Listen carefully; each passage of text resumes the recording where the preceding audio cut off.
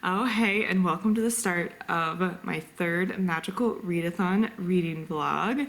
And it's been a couple of days since I wrapped up the last one, so it is Sunday, April 22nd. Happy Earth Day, everyone.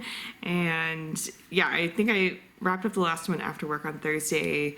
Friday was slightly calmer at work, but there was some stuff later on that was going on that meant I needed to work a little bit late. So it's just been an exhausting work week, but we did have fun last night going to an improv show with some of Matt's coworkers, so that was a lot of fun. So I have been reading more in Senlin Ascends, and I'm almost done actually. Some of this is actually bonus material. So I'm actually almost done. Hopefully I can finish today and start my next read. But since it was towards the end of the last vlog that I was talking about this one, I'll just give a quick recap.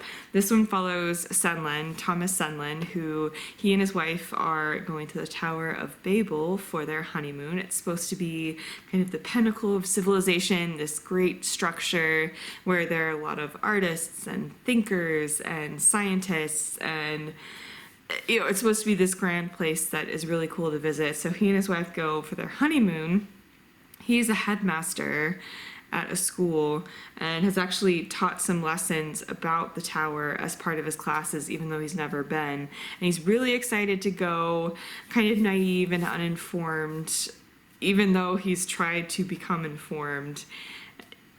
Realizes when he very quickly loses his wife and needs to try to track her down and find her, very quickly realizes that the tower is not at all what he expected and that he can't really trust anyone and needs to fend for himself and figure out a way to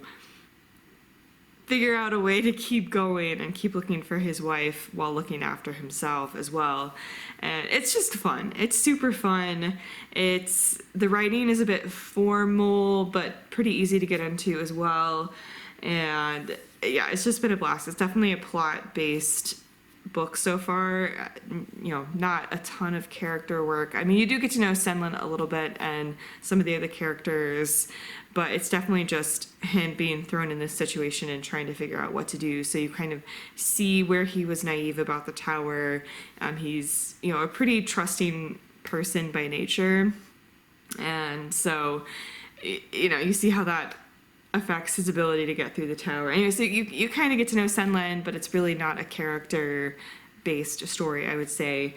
But the plot has been super fun and engaging, so I've been thoroughly enjoying it the whole time. So hopefully we'll wrap that up today and enjoy the last bit of it, and then hopefully we'll be able to continue on in the series soon. And yeah, and I think for my next one, I think the next prompt, this was for the prompt to read a book between, 389 and 415 pages. The epilogue ends on page 389. So we're just barely hitting it, but we are following the prompt. The next prompt is to shuffle some books behind someone's back and then just randomly pick. So I think I'm gonna have Matt help me with that a little bit later.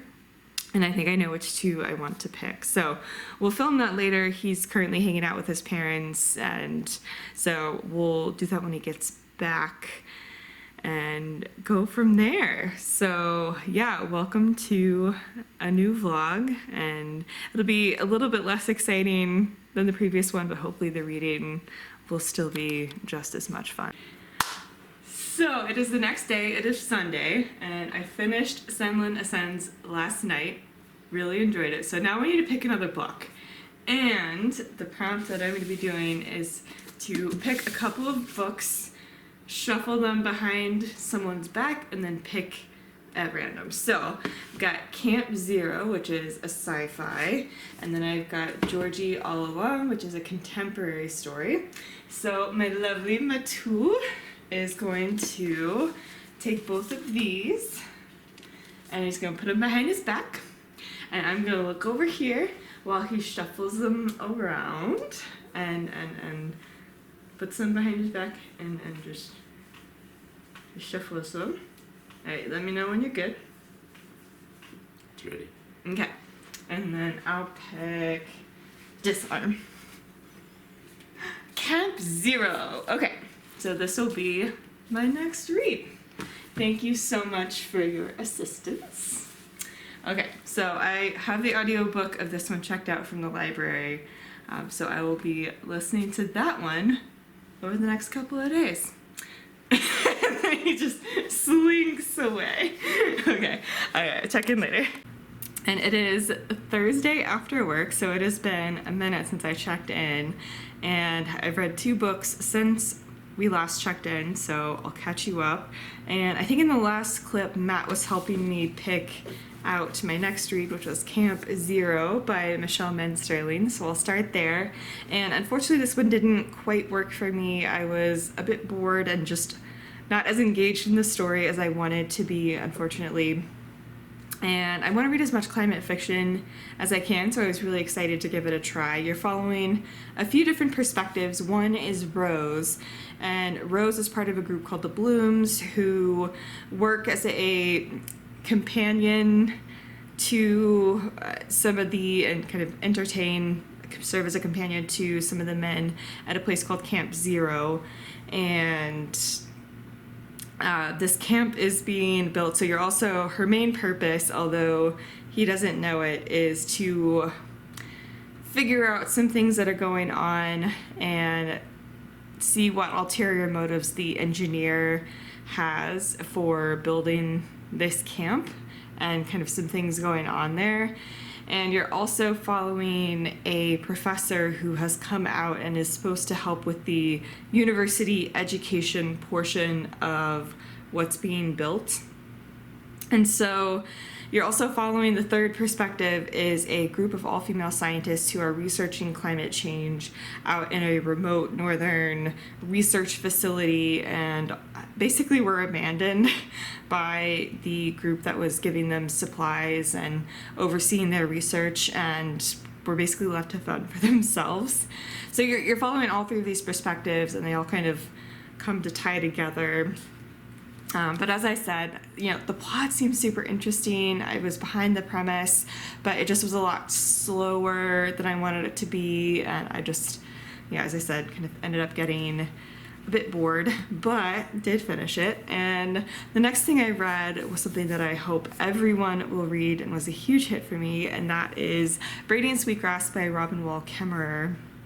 And this is a nonfiction about Indigenous knowledge, specifically about how we relate to the natural world.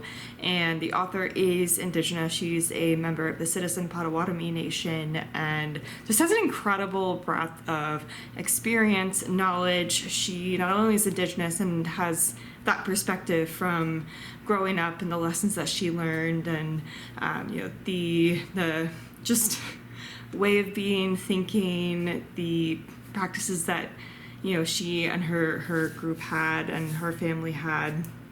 But she also has a PhD in botany and has a lot of experience with Western science, academia, and kind of the clash that can happen when people who have that perspective can kind of only see from that perspective and maybe don't see the value in finding other ways to look at the world, and how that can impact the way a lot of different things. And she talks about that a lot, and some ways where maybe that perspective leads you to some incorrect conclusions about the natural world, or lead you to miss a lot of different things about the natural world.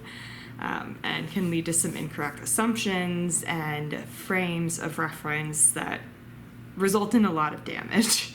And it was interesting. It was super interesting. It was very well written and well told. The writing was gorgeous and beautiful, and not in a flowery sense, but just the writing was just so gorgeous and just conveyed so much. And I just really liked the style of the writing. Robin actually narrated the audiobook herself, which I think was fantastic, because you got to just hear in her narration her passion and love and just everything that went into what she was saying, and that was fantastic.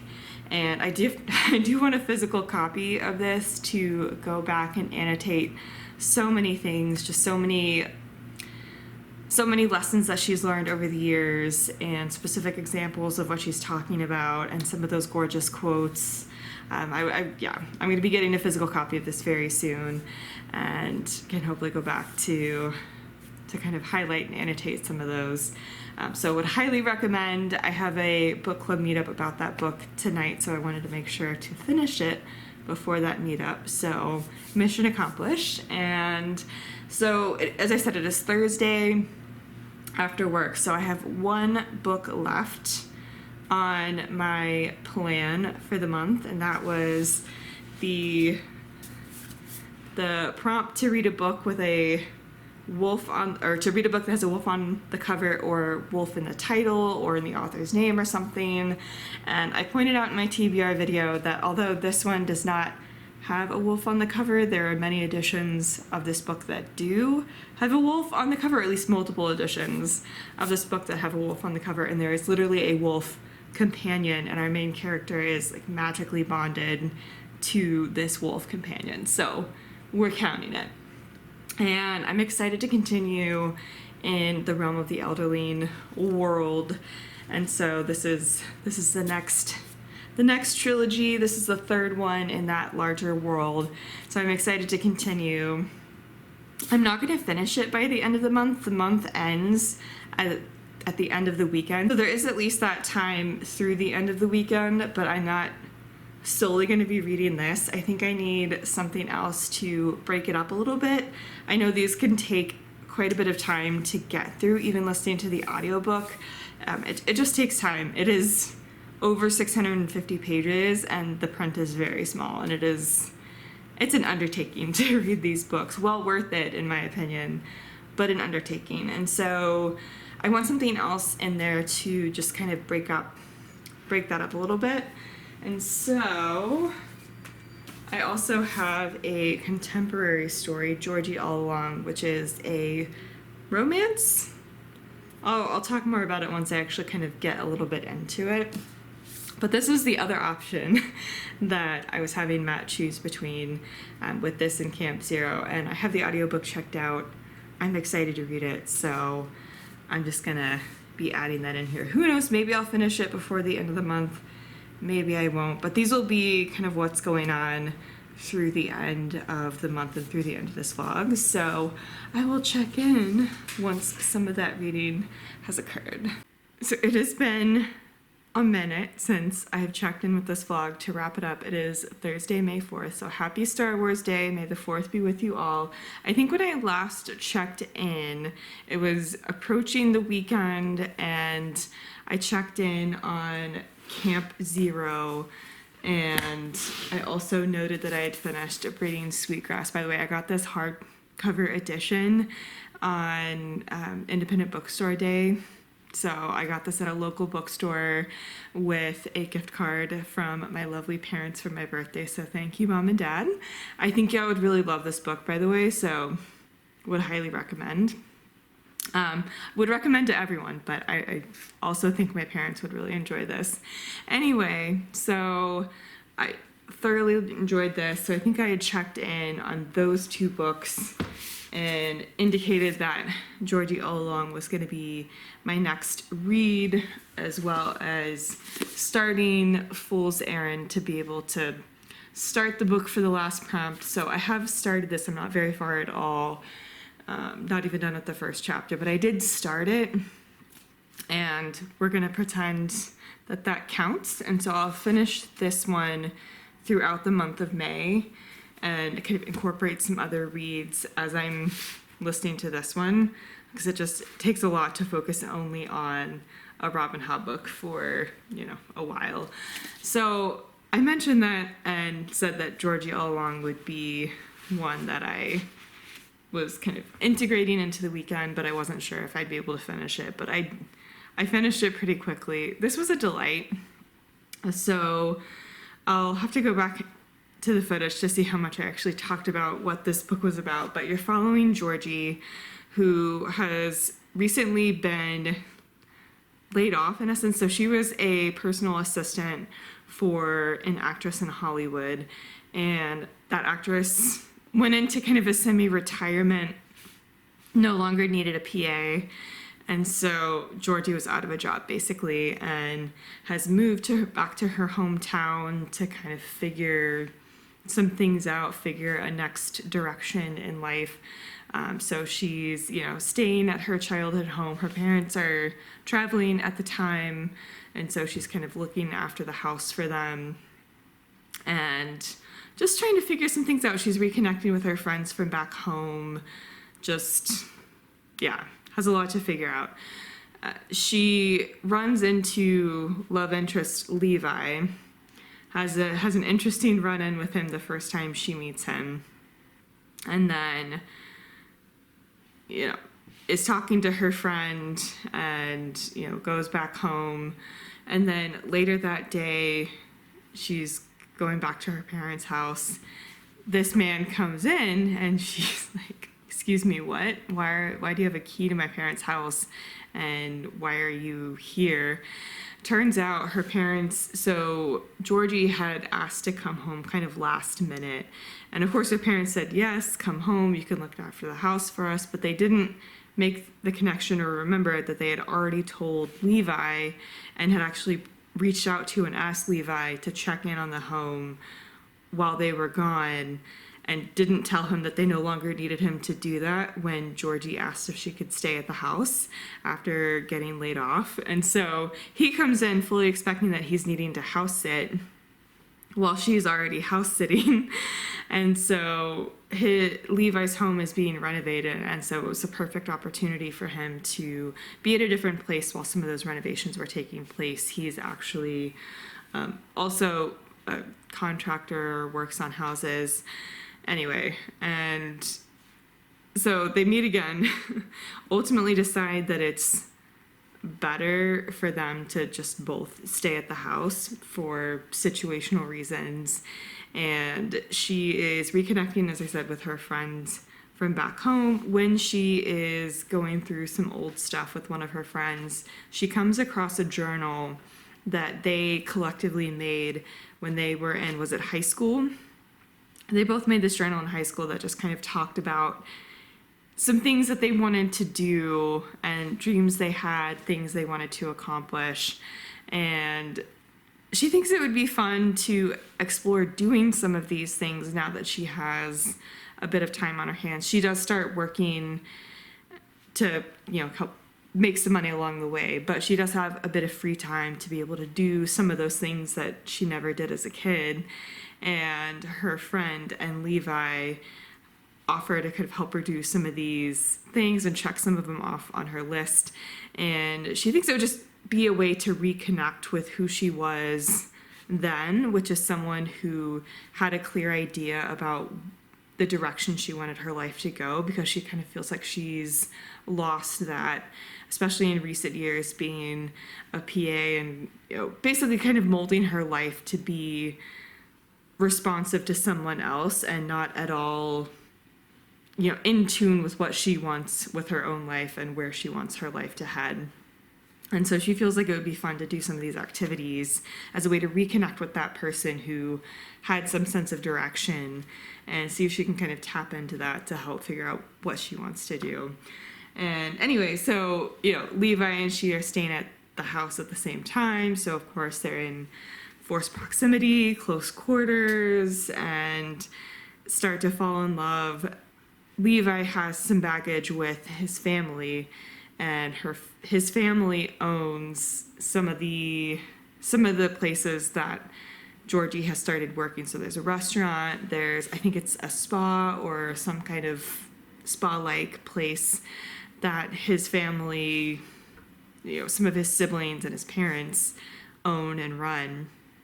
So she's working with part of his family that he has a negative history with and has some baggage with that he needs to work through, or, some history there that he needs to work through and some feelings that he hasn't quite processed. And so, and then she has her own stuff going on. And so they're both helping each other process some of that and learning how to communicate with each other. I just thought it was fun. It was pretty slowly paced. It's a small town setting, so if you like small town romances. I feel like this could be a good option. You know, small town, there's, you know, closer forced proximity. That's a trope in there as well. And anyway, so they work through some things. It's not always easy, but they ultimately learn to kind of talk through some of those things and work through some of those things. Anyway, I had a great time with it. It was a lot of fun, and I thought it was a delight. So if any of that sounds interesting, then would highly recommend. So that is the final book that I read in the month of April. It didn't really count for anything to do with Magical Readathon, but I did accomplish all of the things that I needed to all the classes for the Wild Form Druid. Again, noting that I have only started this one and will finish it in the month of May. We're going to give me a little bit of grace on that one.